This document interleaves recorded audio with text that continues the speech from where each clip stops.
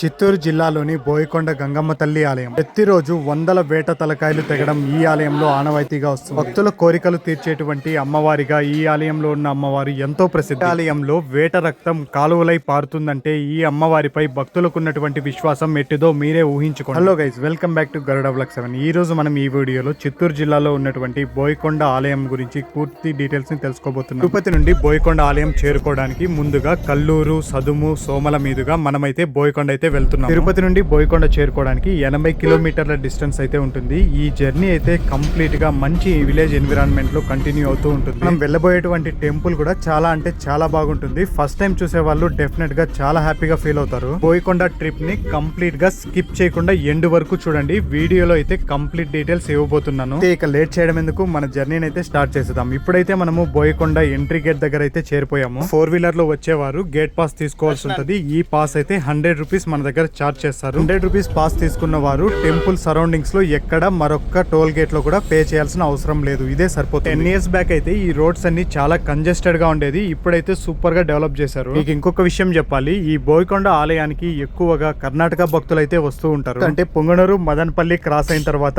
Next continue అయ్యేది కర్ణాటకనే కాబట్టి అక్కడి నుంచి వచ్చే వారికి ఈ ఆలయం చాలా దగ్గర. ఇప్పుడు మనం బోయకొండ టౌన్ చేరుకున్నాము. స్లో వచ్చేటువంటి భక్తులను ఈ టౌన్ లో డ్రాప్ చేస్తారు. ఇక్కడ నుంచి నడిచి వెళ్లే వాళ్ళు కొండ ఎక్కి వెళ్ళవచ్చు, లేదా ఆటోస్ అవైలబుల్ కూడా ఉంటాయి. నడిచి వెళ్ళలేని వారు ఆ ప్రైవేట్ వెహికల్స్ ని యూజ్ చేసి కొండపైకి చేరుకోవచ్చు. ఎదురుగా ఆపోజిట్ గా ఒక గోపురం కనిపిస్తుంది కదా, ఆ గోపురం గుండానే కాలినడకన భక్తులు కొండపైకి చేరుకుంటారు. ఈ ప్లేస్ కి ఫ్రెండ్స్ అండ్ ఫ్యామిలీతో వచ్చినట్లయితే ఇలా కాలినడకన వెళ్ళడానికి ప్రయత్నించండి. ఎన్విరాన్మెంట్ చాలా సూపర్ గా ఉంటుంది. మరొక విషయం చెప్పాలి, ఈ టెంపుల్ కి మీరు వెహికల్ లో వచ్చినట్లయితే కొద్దిగా కేర్ఫుల్ గా డ్రైవ్ చేయండి. ఎందుకంటే చాలా స్లోపీగా ఈ యొక్క కొండనైతే మీరు ఎక్కాల్సి ఉంటుంది. ఎంట్రీ గేట్ దగ్గర కూడా మనల్ని పాస్ తీసుకోమన్నారు. ఆల్రెడీ మనం ఫస్ట్ 100 రూపీస్ పాస్ తీసుకున్నాం కదా, ఆ పాస్ చూపిస్తే ఇక్కడ మనల్ని అలో చేసేసారు. నేను ఎందుకు ఈ రోడ్ లో కేర్ఫుల్ గా డ్రైవ్ చేయమన్నాను, ఈ రోడ్ ని చూస్తే మీకే అర్థమవుతుంది. మేము చిన్నప్పుడైతే ఈ రోడ్ అయితే అస్సలు లేదు. అప్పుడు ఒక బండని చెక్కి ఉన్నారు. ఈ రోడ్ లో ఒకప్పుడు ఎక్కువగా ట్రాక్టర్స్ లో జనాలు వచ్చేవారు.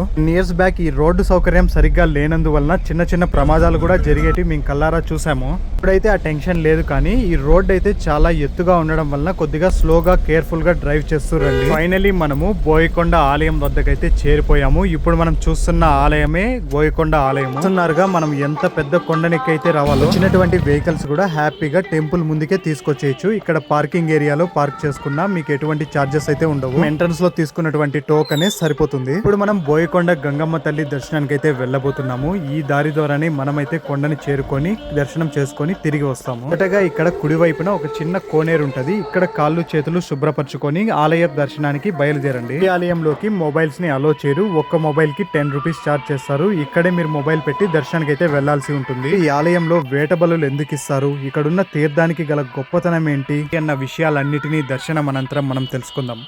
మేము ఎర్లీ మార్నింగ్ రావడంతో క్రౌడ్ అయితే చాలా తక్కువ ఉంది. దర్శనం చాలా బాగా జరిగింది. ఆలయం లోపలికి కెమెరాస్ అలో లేవు, ఉంటే బాగుండేది అనిపించింది. టెంపుల్ అయితే లోపల చాలా బాగుంది. ఒక పెద్ద బావి పైన ఈ యొక్క ఆలయాన్ని నిర్మించారు. ఇంకా ఈ బోయకొండ గంగమ్మ తల్లి ఆలయం చరిత్ర గురించి ఒక్కసారి మనం తెలుసుకున్నట్లయితే, పూర్వం ఈ అటవీ ప్రాంతంలో అధికంగా బోయలు నివసించేవారట. అయితే ఈ బోయవారిని శత్రు రాజ్యాల నుంచి వచ్చేటువంటి వారు అధికంగా వీరిని హింసించేవారట. బోయవారు ఆ శత్రువులు పెట్టేటువంటి హింసను భరించలేక వారు నమ్మేటువంటి దైవాన్ని బలంగా ప్రార్థించగా బోయకొండ గంగమ్మ తల్లి మారు రూపమైనటువంటి ముసలావిడ వేషంలో ఈ బోయవారిలో కలిసిపోయి నివసించేవారట. ఒక రోజు ఈ శత్రు రాజ్యం వాళ్ళు యథావిధిగా ఈ బోయవారిని హింసించడం మొదలు పెట్టారు. ఆ బోయవారు ఆ హింసని తాళలేక గంగమ్మ తల్లిని ఆర్ధనాదాలతో ప్రార్థించారు. ఇప్పుడు ముసలావిడి రూపంలో ఉన్నటువంటి ఈ బోయకొండ గంగమ్మ తల్లి ఉగ్ర రూపాన్ని ధరించి శత్రువుల్ని సంహరించారట. భీకర పోరులో గంగమ్మ చేతిలో ఉన్నటువంటి ఆయుధం తగిలి ఈ పెద్ద బండ సైతం 2 ముక్కలైందని ఇక్కడ చరిత్రలో చెప్తున్నారు. ఆ తల్లి యొక్క ఉగ్రాన్ని శాంతింప చేయడానికి బోయవారందరూ కలిసి వేట బలులు ఇచ్చి తమకు రక్షణగా ఉండాలని ఆ తల్లిని వేడుకోగా ఈ బోయకొండపై నిలిచిందనేది ఇక్కడ చరిత్ర. ఇప్పటి నుండి ఇప్పటి వరకు చుట్టుపక్కన ఉన్నటువంటి భక్తులు, రైతులు అందరూ వారి మొక్కుని మొక్కొని వేట బలులు ఇచ్చి అమ్మని శాంతింపజేసి ఎంతో విశ్వాసంగా వారి కోరికలను తీరుస్తున్నటువంటి ఈ బోయకొండ అమ్మవారిపై భక్తులు విశ్వాసంతో రోజుకి వందల వేటలను అమ్మవారికి ప్రసాదంగా సమర్పిస్తున్నారు. ఇక్కడ ఇచ్చేటువంటి వేట బలులతో ఇక్కడ ఉన్నటువంటి దారి మొత్తం రక్తంతో తడిచిపోతూ ఉంది.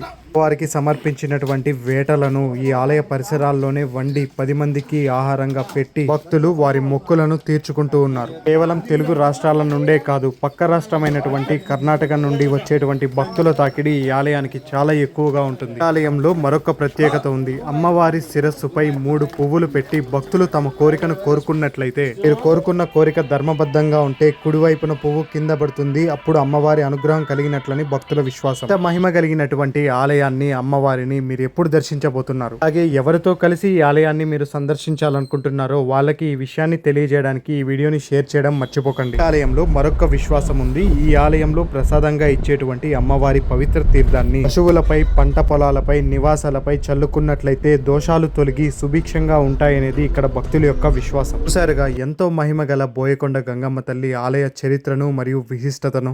ఈ వీడియోలో తెలిపినటువంటి ఇన్ఫర్మేషన్ మీకు నచ్చినట్లయితే, యూస్ఫుల్ అనిపిస్తే మన గరుడ వ్లాగ్ 7 అనే యూట్యూబ్ ఛానల్ని లైక్ చేసి సబ్స్క్రైబ్ చేయండి. మరొక ఇంట్రెస్టింగ్ వీడియోని మీ ముందుకు తీసుకొస్తాను. Thank you for watching Garuda vlog 7 videos.